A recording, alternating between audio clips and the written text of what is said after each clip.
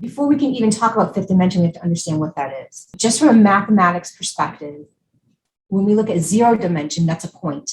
So like if we ever go back to our science classes and we look at chemistry, how we had, when we would be doing the molecular structure, we would have the little balls and then we have the sticks. So that little ball is our point. That's zero dimension. It doesn't matter how big, how small, it's zero. There's no variable, no length, width, height, nothing. When we get to first dimension is length. We go in order, length. So length is a stick, it's a line, it's a tightrope walker.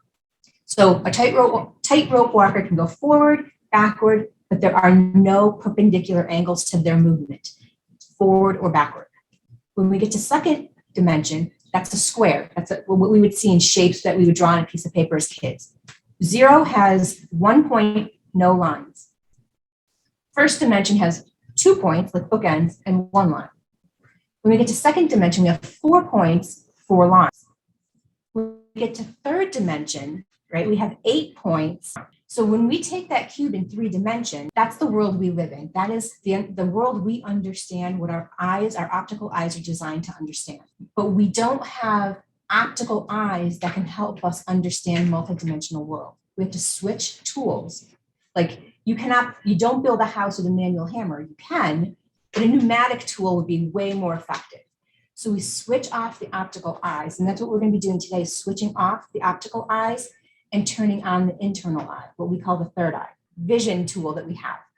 So to go to fourth dimension, we have to turn off the optical eyes and use other senses. And we're going to see that like a projection for some people. Other people hear it, feel it. It doesn't matter, whatever dominant sense you have, that's the one that you're going to use. It's sort of like if your artistic medium is charcoal, you're going to draw in charcoal. But if your artistic medium is oil paints, that's going to be your choice. That's what you're going to gravitate toward to create the things you want to create. So when we get to fifth dimension, so let's go back to third dimension, is length, width, height, right? That's how we measure a post office box when we're shipping. What's the length, width, height? When we get to fourth, the element is time. So length, width, height, time. We now have a fourth variable, and that's where we get our hypercubes, our tesseracts, where we get this movement activity. So fourth dimension isn't a cube, like 2 cubes, 2 Rubik's Cubes, it's 8 Rubik's Cubes. We have now expanded what we can see, feel, and do. When we get to fifth dimension, it's length, width, height, time, location. This is where we get to go visit places and do other things that we can't do in this 3-dimensional world.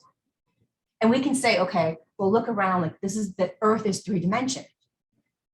But it's not. When an electron orbits, it appears and disappears according to our optical eyes. But is it appearing and disappearing? Or is it just that our eyes can't see when it shifts into another dimension? So what we want to understand before we get to the campus is that things are not going to be what we think they're going to be. We might land on the campus and everyone's going to be different.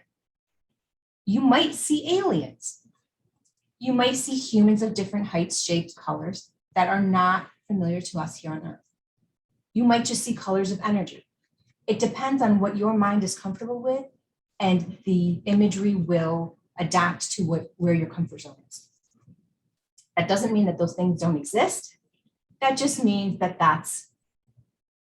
that's where we are in this moment in time.